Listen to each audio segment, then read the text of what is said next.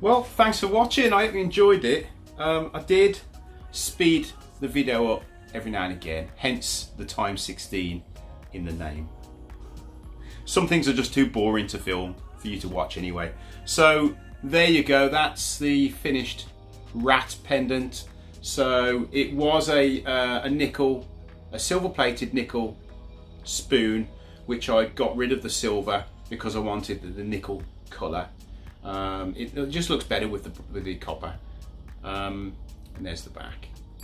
So, oh, and there's a mermaid as well. These will be on my Etsy. I've got like 6 to do, so the link will be in the description. They'll be in a couple of days or so, I reckon. But yeah, I really enjoyed making these. Anyway, so if you're new to my channel, please whack that subscribe button, hit the like as well, and the notification, because that will tell you every time I upload a video. Anyway, again, thanks for watching, and I'll see you next time.